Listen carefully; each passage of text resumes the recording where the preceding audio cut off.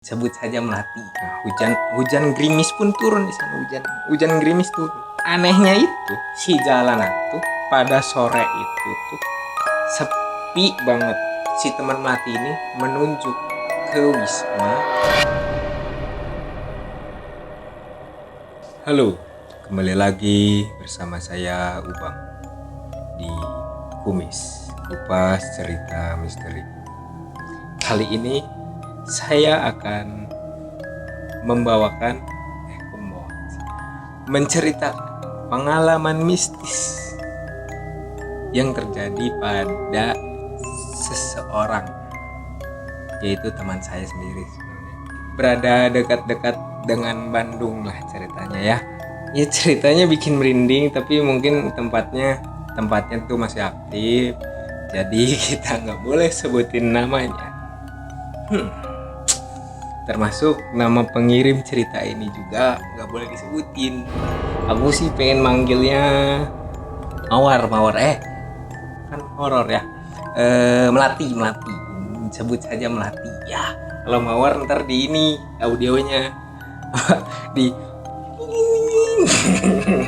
jadi cerita kali ini terjadi di sebuah wisma di dekat pabrik teh di daerah Bandung. Jadi si temanku ini si Melati ini menceritakan kepada saya waktu dia sedang uji praktikum kompetensi lapang yang sering disingkat PKL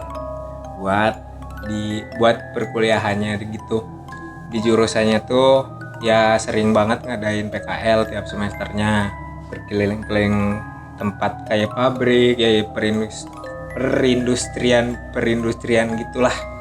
Si temanku ini pas PKL itu ke sebuah pabrik teh yang berada di Bandung. Udah pastilah di sekitar pabrik itu ada tempat penginapan gitu, yang ya di sekitarnya rumah-rumah warga yang di sekitar yang petani yang kerja di pabrik itu. Ceritanya dimulai ketika si Melati ini dan teman-teman kampusnya itu. Nah, si Melati ini sesampainya di lokasi buat PKL-nya itu bersama teman-teman kampusnya. Kan nggak sekampus sekelas gitu, pasti dibagi-bagi kelompok gitu. Mereka tuh langsung ke penginapan terlebih dahulu untuk menyimpan barang-barang mereka dulu. Terus simpenlah barang mereka berkumpul sesuai kelompok masing-masing. Nah, si Melati dan teman-temannya itu kebagian ke wisma yang di tengah, yang dimana ya sebenarnya agak jauh sih, kayak rumah warganya agak berjauhan, gak berdekatan kayak di kota besar kayak gitu, berjauhan kan di sebuah desa biasanya kayak gitu pabrik teh ya. Jadi si wisma ini ada dua penginapan sih sebenarnya, ada yang di dekat pabrik dan ada lagi satunya yang agak ke atasan dikit. Nah, si teman saya ini kebagian yang di atas, yang masuknya tuh langsung ke lantai atasnya gitu, apa lantai 2-nya, cuman 2 lantai gitu. Masuk mereka dari lobinya itu masuk. Nah, ada yang di bawahnya. Singkat cerita nih, mereka berkumpul membahas tema yang mau diteliti. Si Melati ini bersama teman-teman punya tema penelitian masing-masing ya kayak judulnya tuh masuk enggak gitu sama yang mau diteliti di pabrik teh itu. Sampai di sana tuh keluar dari wisma langsung ke pabrik untuk melakukan observasi. Singkat ceritanya, mereka selesai di pabrik ini. Nah, teman saya ini, si Melati ini bersama temannya, siapa ya nyebutnya? Oh, si Ade ini. Si Melati bersama Ade nih berdua keluar karena ya cukuplah gitu yang mau diobservasi buat kelompok kita. Keluarlah menuju arah wisma. Cuaca di sana tuh gerimis adem. Berduaan saja mereka. Berduaan tempat sepi ya. hujan gerimis pun turun di sana, hujan gerimis turun. Mereka berjalan berdua ke arah wisma itu. Jalannya tuh ya kerikil gitu, nggak jalan aspal mulus gitu. Ntar banyak pusing, ntar di sana tukang ngetehnya nggak bisa ngeteh ya. Di dekat pabrik itu nggak ada suara reki, nggak ada guys. Mereka berjalan nih dari pabrik menuju wisma. Anehnya itu si jalanan tuh pada sore itu tuh sepi banget, nggak tahu kenapa, pokoknya sepi aja. Yang lalu lalang tuh cuman ya warga sekitar, yang petani gitu, petani obat pabrik teh itu kebanyakan yang lalu lalang, tapi itu pun jarang-jarang gitu. Apa suatu ketika si teman Melati ini, si Ade ini bilang ke si Melati itu, si teman Melati ini menunjuk ke wisma yang berada di bawah, tepatnya ya itu kan tadi kan saya jelasin, lobbynya tuh di lantai atasnya ada kamar-kamar lagi di lantai bawah. Nah, ada temen yang nginep di sana tuh, di teman-teman kampusnya itu, cuman yang di dalam itu kebanyakannya cewek-cewek doang. Nah, si Melati ini yang laki-lakinya tidur di luar sih, di pokoknya dekat kamar lah buat ngejagain yang itulah, yang cewek-ceweknya. Kata temennya si Melati, wisma yang bawah ini serem katanya.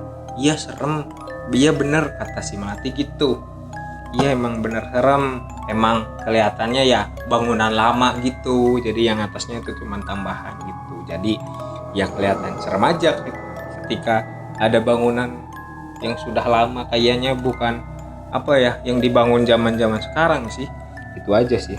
Nah, tidak lama setelah si Ade menceritakan tentang wisma itu, terdengar suara senandung seseorang perempuan.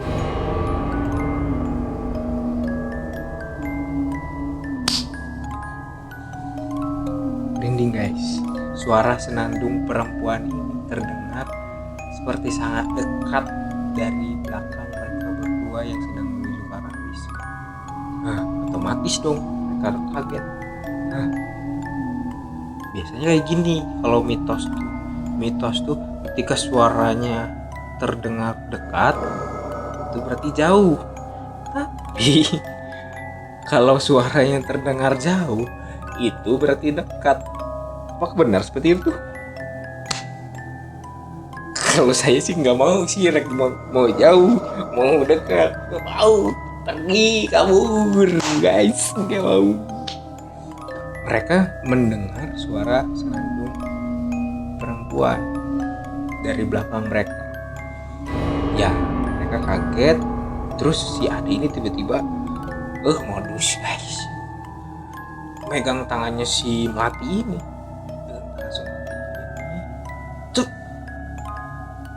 lari yuk. Enggak lari, mereka enggak lari, tapi si Melati ini tetap tenang karena ya si Melati ini udahlah jangan panik gitu. Apa sih so berani gitu. Jadi dia nggak mau, padahal pura-pura berani aja dia tuh kayaknya ya.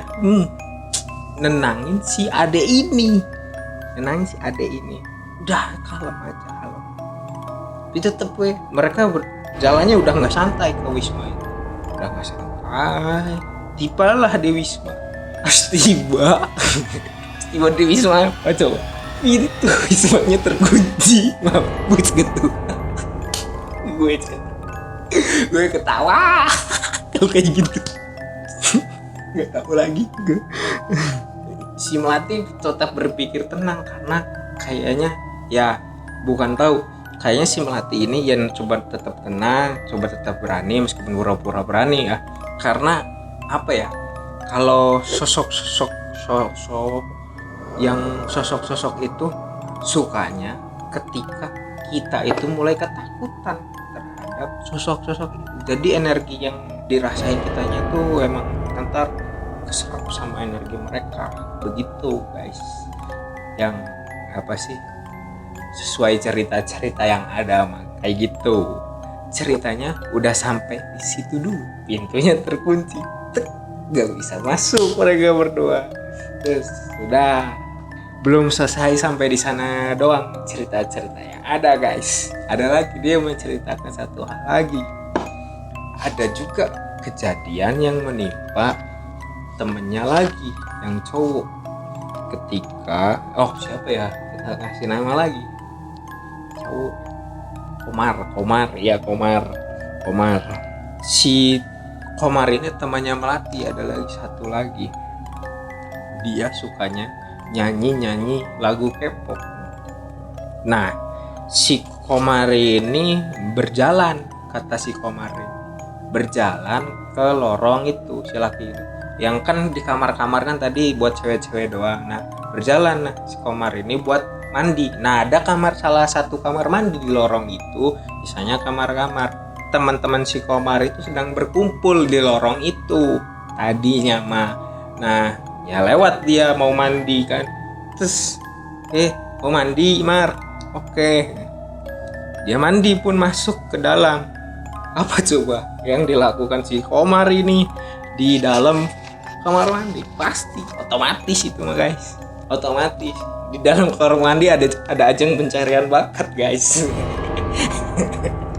Nah, tiba-tiba di dalam kamar mandi itu ada ajang pencarian bakat. Terus Komar ini nyanyi lagu K-pop kayak gitu guys.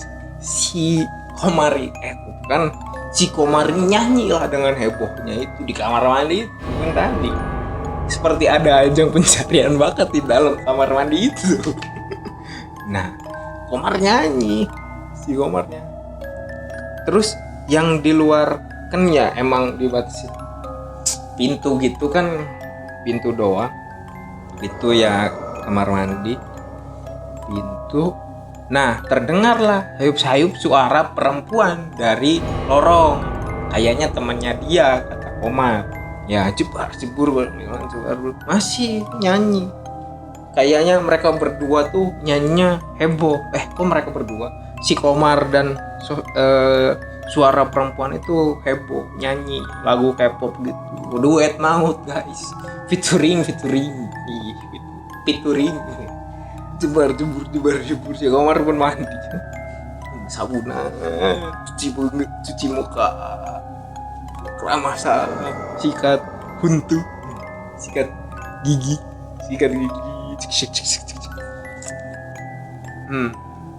Beres andukan dan keluarlah si Komar ini dari kamar mandi. Pas dilihat di lorong, kok nggak ada siapa ya? Nggak ada siapa-siapa.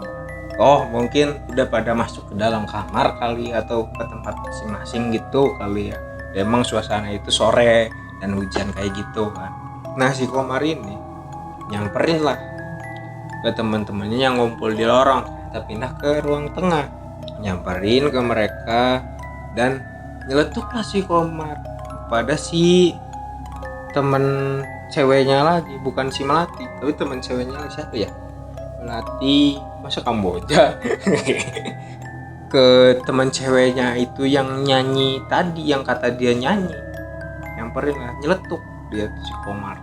Nyeletuknya gini, kok kamu tahu lagu ini? Kamu tadi nyanyi heboh banget, kata dia. Dia bilang kayak gitu.